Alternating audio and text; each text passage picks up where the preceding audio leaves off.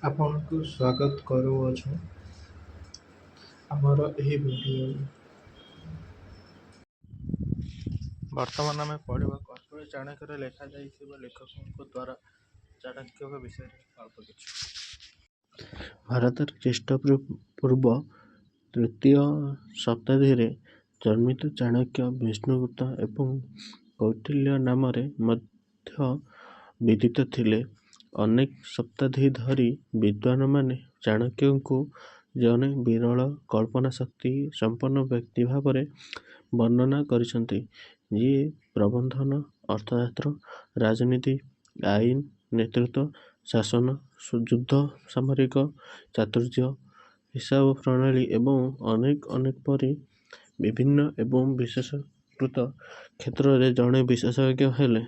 ସହଜ ସୂତ୍ରଗୁଡ଼ିକ ନିଜେ ଚାଣକ୍ୟଙ୍କ ଦ୍ୱାରା 15ଟି ପୁସ୍ତକ, 150ଟି ଅଧ୍ୟାୟ ଏବଂ 180ଟି ବିଷୟରେ ଶ୍ରେଣୀଭୁକ୍ତ ହୋଇଛି।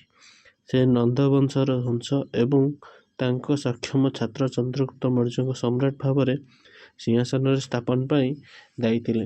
ତେଣୁ ତାଙ୍କୁ ଜଣେ କିଙ୍ଗ ମେକର କୁହାଯାଏ। ଦିଗ୍ବିଜୟରେ ହାରିଥିବା ଆଲେକଜାଣ୍ଡାରଙ୍କ ଭାରତର ପରାଜୟ ପରିକଳ୍ପନା ଶ୍ରେୟ ମଧ୍ୟ ତାଙ୍କୁ ଦିଆଯାଏ। ଜଣେ ରାଜନୈତିକ ବିଚାରକ ଭାବରେ ମାନବ ଇତିହାସରେ ପ୍ରଥମ ଥର ପାଇଁ ଏକ ରାଷ୍ଟ୍ରର ପରିକଳ୍ପନା ସେ କରିଥିଲେ। ତାଙ୍କ ସମୟରେ ଭାରତ ଭିନ୍ନ ଛୋଟ ଛୋଟ ରାଜ୍ୟରେ ବିଭକ୍ତ ହୋଇଥିଲା। ସେ ସେଗୁଡ଼ିକ ଏକତ୍ର ଏକ କେନ୍ଦ୍ରୀୟ ଶାସନ ଅଧୀନକୁ ଆଣି ଆର୍ଯ୍ୟବର୍ତ୍ତ ନାମକ ଏକ ରାଷ୍ଟ୍ରର ସୃଷ୍ଟି କଲେ, ଯାହାପରେ ଭାରତ ହେଲା। ସେ ତାଙ୍କର ସାରା ଜୀବନର ନାମକୁ ନିଜ ପୁସ୍ତକ କୌଟିଲ୍ୟ ଅର୍ଥଶାସ୍ତ୍ର ଏବଂ ଚାଣକ୍ୟ ନୀତିରେ ଲିପିବଦ୍ଧ କଲେ।